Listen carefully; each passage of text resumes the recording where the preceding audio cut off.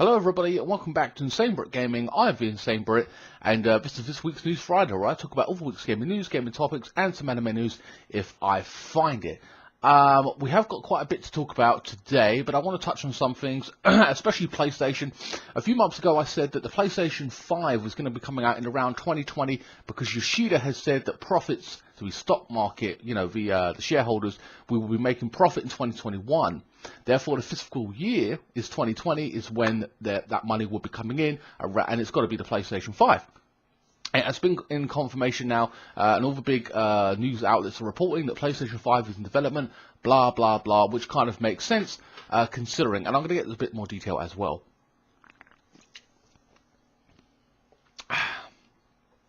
So, basically, the whole point is they sold a load of units for the PS4, and they're not really making money on the console anymore because everybody essentially has one, unless you choose to upgrade the PS4 Pro, which most of us won't and are waiting for the next gen. I personally did because my PlayStation 4 was breaking, and I haven't regretted it. That's just me. So what do we want from the new PlayStation 5, and do we want it to be called PlayStation 5? I don't know. I didn't think it was going to be called PlayStation 4, and it was. They may go with PlayStation 5. I don't know. I feel kind of odd about that, but it wouldn't surprise me.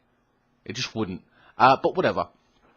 So, the only thing I could think of off the top of my head is more or less that Sony's done pretty well in terms of right by us, in terms of exclusives, and just being about the games, etc., etc. There's only two things that I really want, and that's going to bring one of them to PlayStation 4 fans or users this month in November, is changing your PSN ID, which is finally coming. So hopefully, obviously, that's going to be in the next, that's got to be the baseline for the next PlayStation.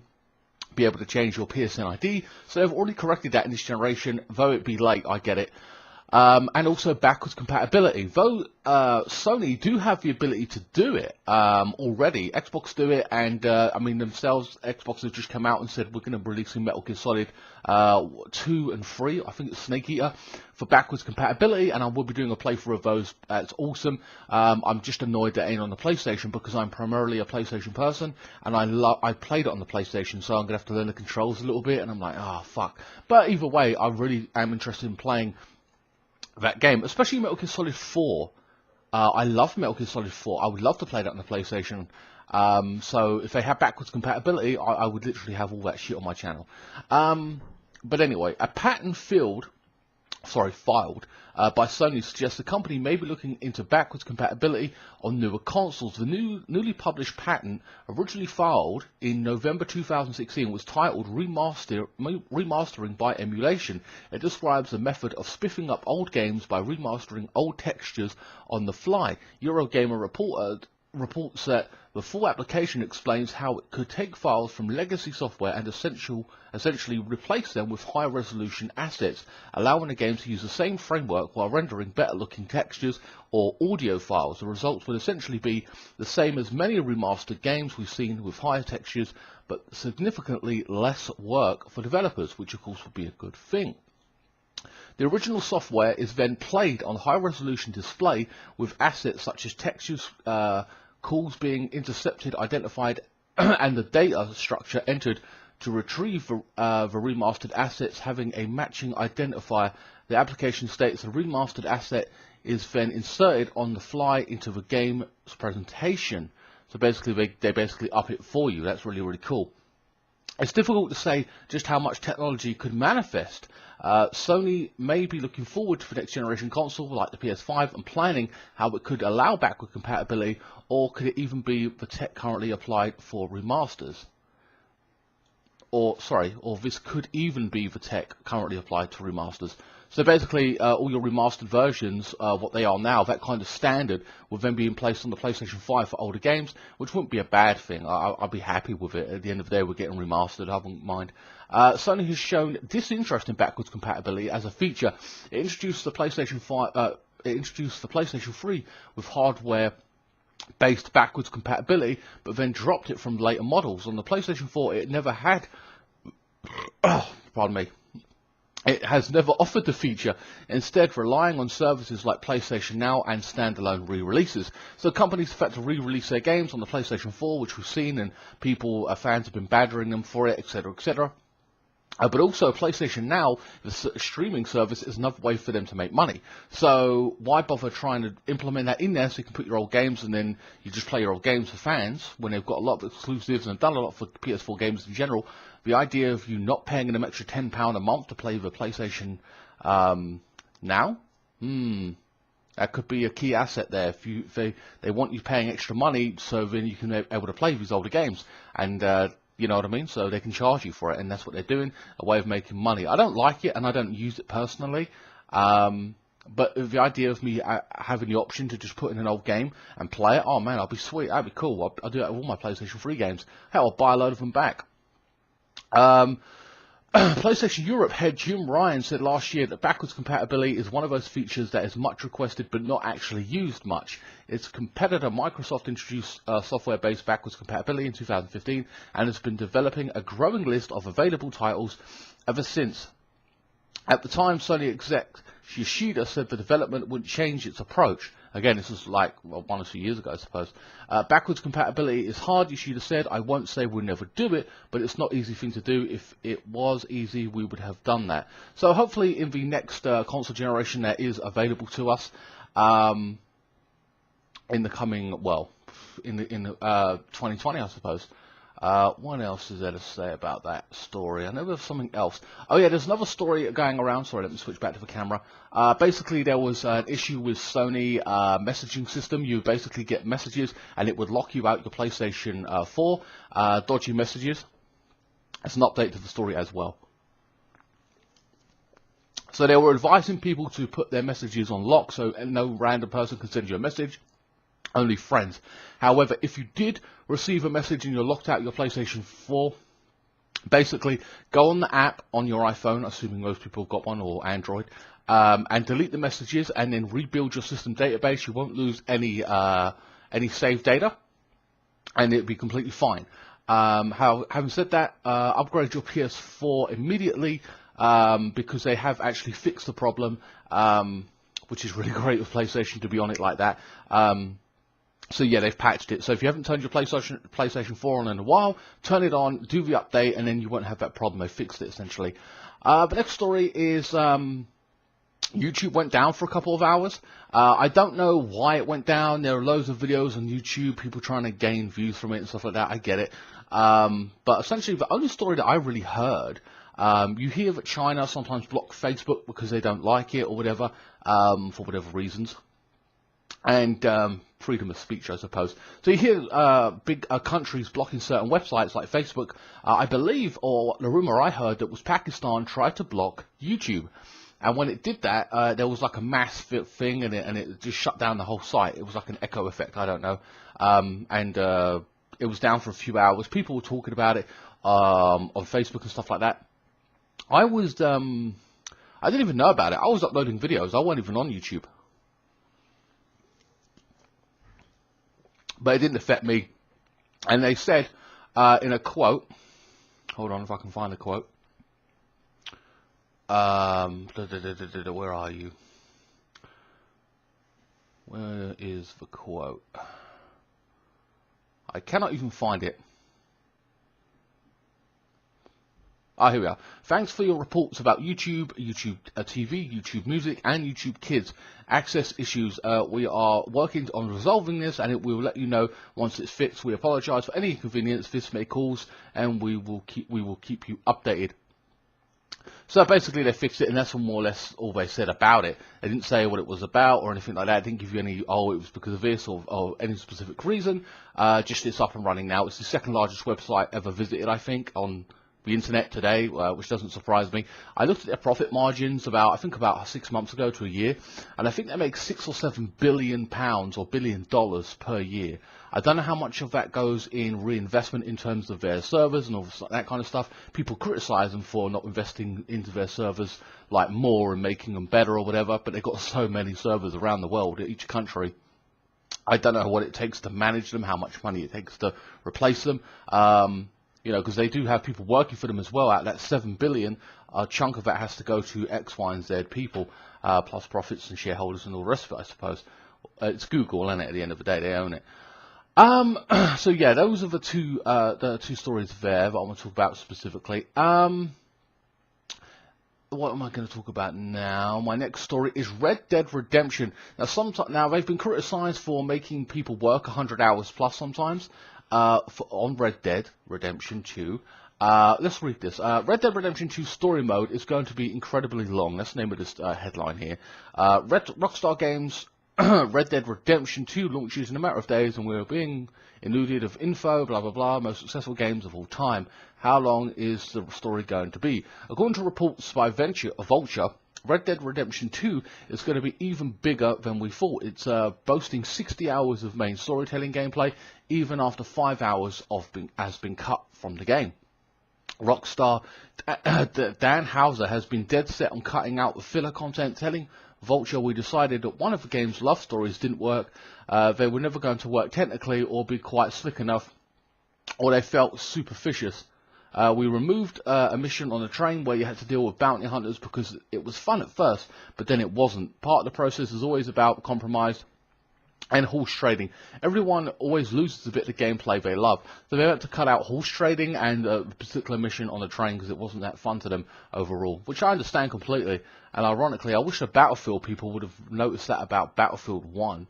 The last one I played, and we'll get to Battlefield in a little bit as well.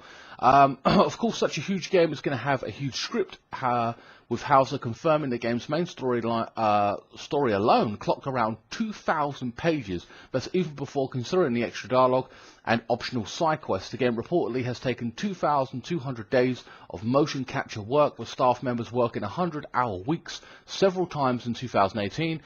There was a complaint about working conditions recently, and Rockstar came out and said, you can talk about your working conditions.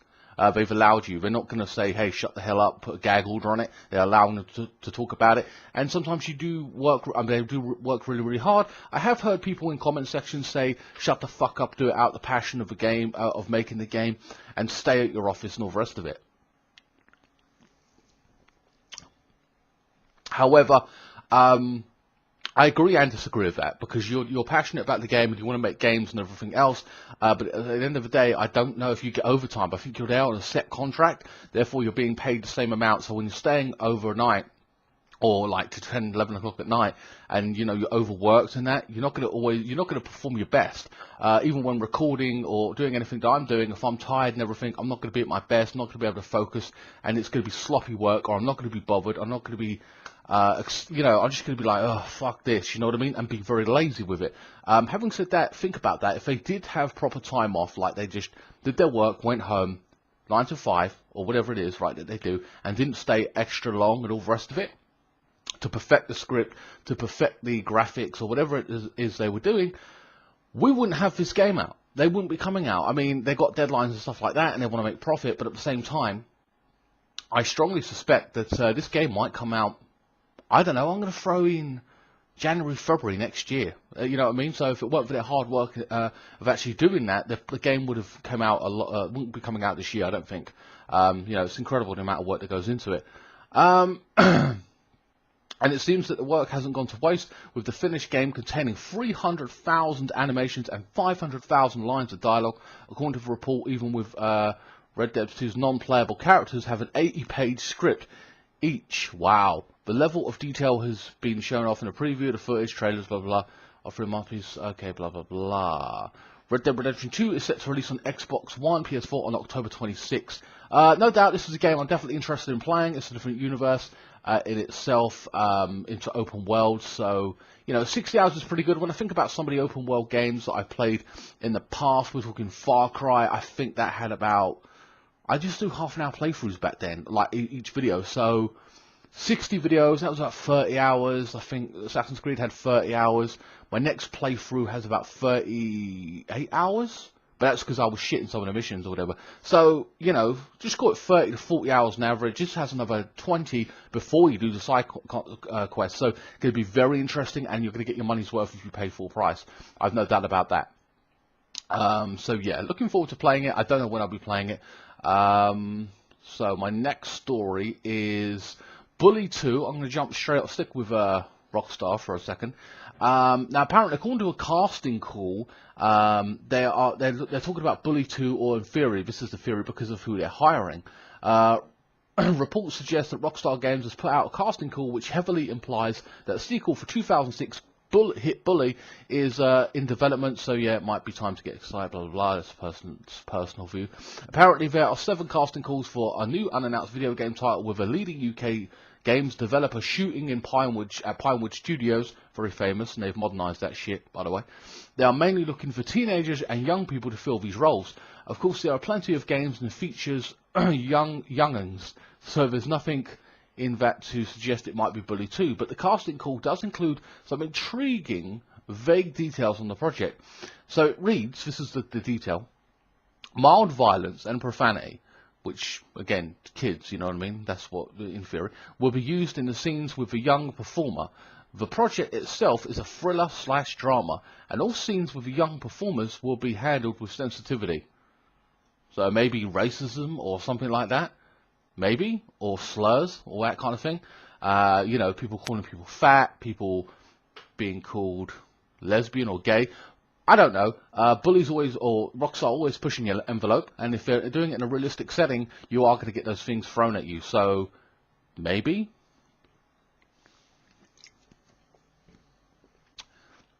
I did play Bully, the HD version, on the thing, so I'll leave it in the annotation or whatever, or the link in the description if you're interested in watching me play Bully. Again, by all means, this means there's no solid confirmation, but it certainly sounds like potentially Bully 2, cheeky nippers doing wrong is what the game is all about after all. Some casting calls even mention college professors, which further hints at a scholastic setting. Take all this with a pinch of salt, but since it's been over a decade since the last Bully, Rockstar must be aware that fans are desperate for a sequel. This certainly isn't an impossibility. Back in June, there were rumours for Bully 2 would be the next game from Rockstar after Red Dead Redemption 2 launch. Blah, blah, blah. Makes sense. Rockstar is gearing up for a return trip to Bullworth Academy. Again, that's just a rumour, but it seems to get more and more concrete as time goes on, and people ain't often wrong when these rumours fly about. They're not there for no reason. The last story I want to talk about, if I can find it. Hold on, guys. This is a pain in the ass. I don't know, this next article is kind of interesting. Hold on, how long am I into this video? Alright, 17 minutes, well, fuck it, we're gonna go anyway. So, Battlefield 5 single player story left me feeling disappointed. Now, this is from a perspective. Now, if you watch my channel, you know I'm not for that PC bullshit. I'm not for that political correctness. It don't interest me. I fucking call it out, and I don't like it. And it ruins games. And I've been heavily critical of Battlefield 5 for being historically inaccurate, whatever. But here, I want to give you this person's perspective of where they're coming from, and you really will see it. And then you're going to see what they actually think. So there's a person's point of view on this side, what they think's, yeah, good, blah, blah, blah, blah, and then what the actual reality of it is. So, here we go. So, big ambitions fail to deliver on a fresh experience. The trouble with Battlefield 5 single-player story is watching its rip-roaring trailer is a lot more enjoyable than playing the actual campaign. It's not that the campaign is bad, it's just less good than it promises made by its grandiose marketing. Well, adverts are never that accurate anyway, and you're always going to get that to a point. I didn't like Battlefield 1. I thought it was garbage. The missions were boring. Anyway, to be clear, Electronic Arts' pitch is very good. Let's take a look at World War II from a new perspective. Oh, no, from new perspectives. EA says, let's get away from the same old scenes on Normandy beaches. Let's move on from grizzled white GLs and embrace the heroism of women, children, reluctant working class draftees, and marginalized people of color. Okay, that's EA, so you can see where they're coming from. Jesus Christ, so the same old scenes. You fucking dicks. That's where it took place in Normandy and stuff like that. And we haven't had landing at the beaches in quite some time.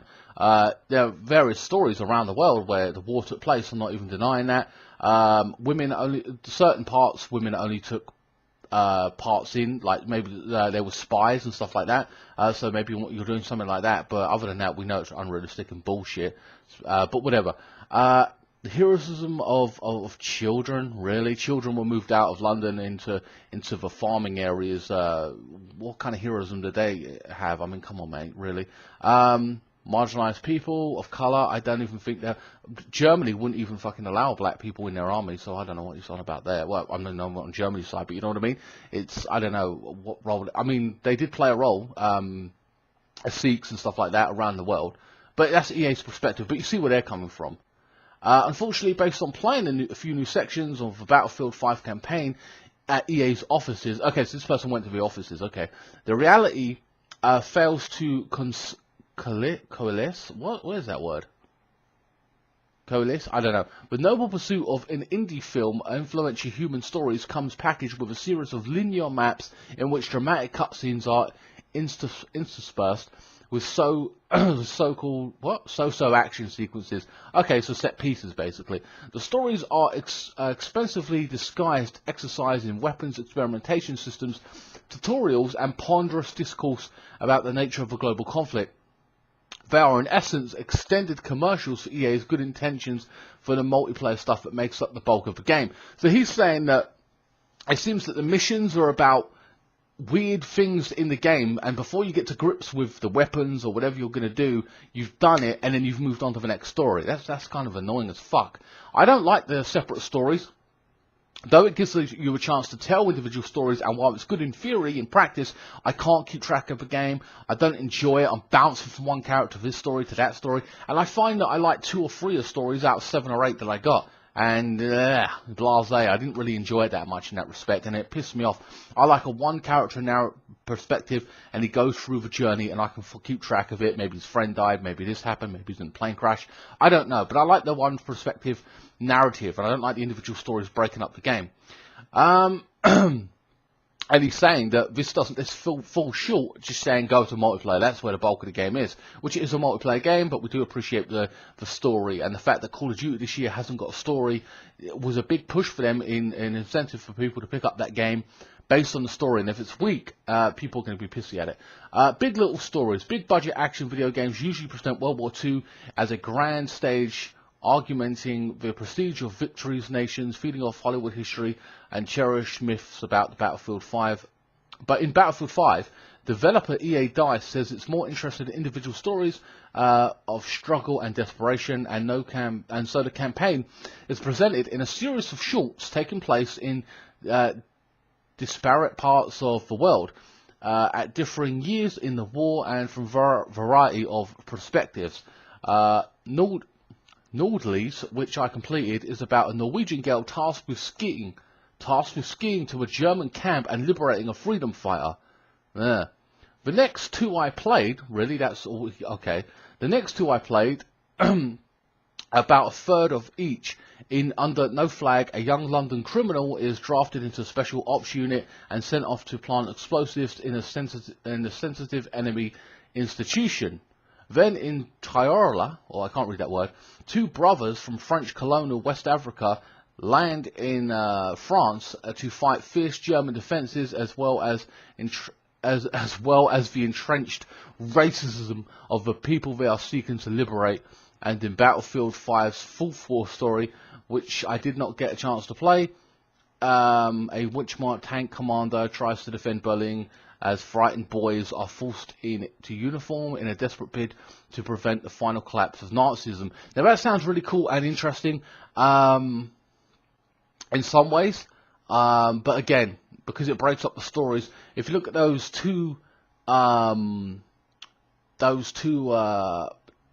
last 2 missions, coming to the end of the war, specifically where Germany threw everything they had at the last few days, giving boys weapons and just saying go fight, kill a soldier, and that's your job. And you'll get shot and killed probably, but as long as they took someone with them, you know what I mean?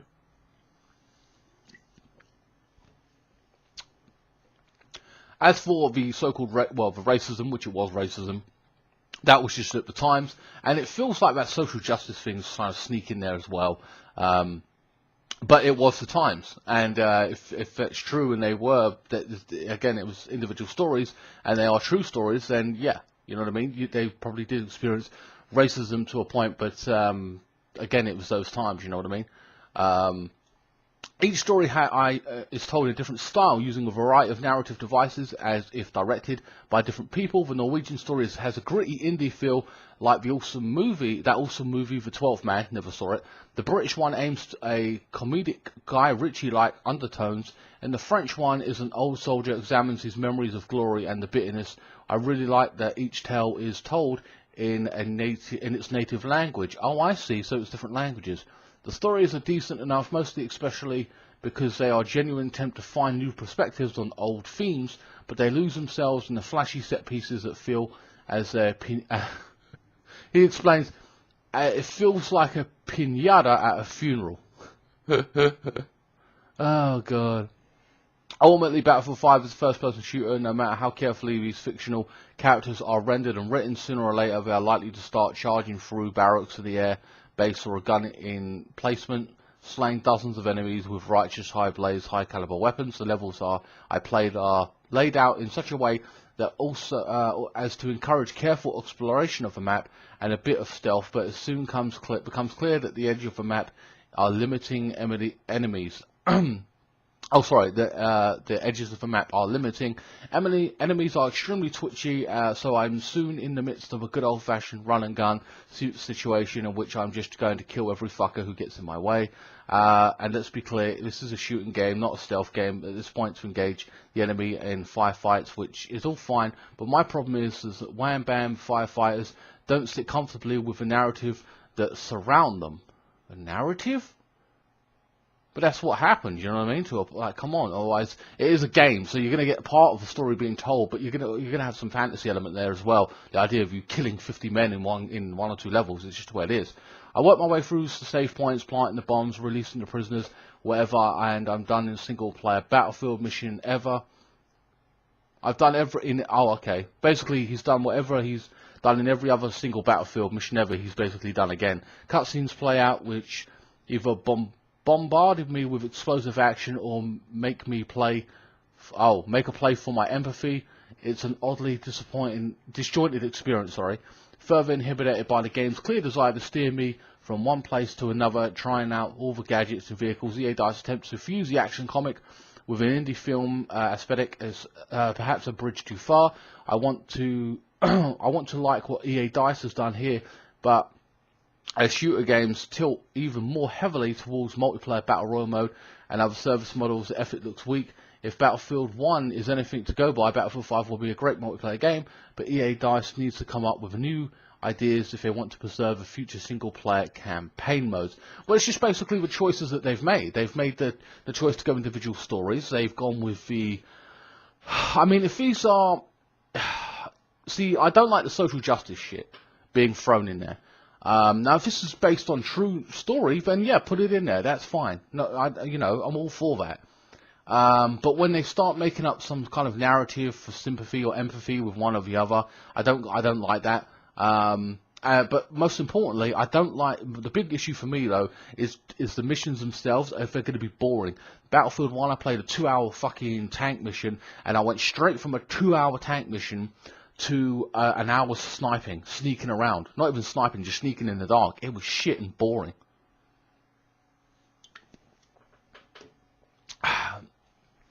Sorry if you got a bit confused with my reading that actual story.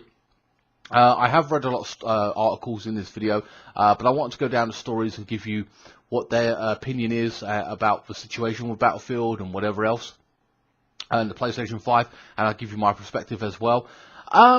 Having said that, the big shooter coming up this year in respects to Call of Duty, Black Ops, and then you've got this one, in respects to the politics of Battlefield 5, I'm more tempted to buy Battlefield 5 because it has a story, but I'm not paying full price. I'll probably end up buying it like for £10 pre-owned or something like a year down the line. I'm not going to buy Black Ops because it don't interest me, no story, so there's not really for me there to get my teeth into and say, here's what it is. But whatever, I'm definitely looking forward to Red Dead Redemption. Anyway, guys, that's about it for this week's News Friday. There will be a food review, I think, this week. What else is there? If you want to check me out playing Bully, you can. There's a full playlist and completed playthroughs.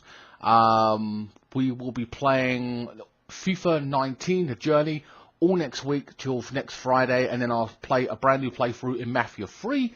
So yeah, it's all coming up, and I'll get started on, you know, it's a really good story, Mafia 3. Anyway, guys, hope you enjoyed this video. Please like, share, comment, and subscribe. Follow me on Facebook, Instagram, Twitter. Links will be in the description below. If you want to donate to me via PayPal, whatever, you can do that also. There's also in the link on buy a t-shirt if you want. It's up to you, or a mug. And I will see you next time. Thank you so much for watching.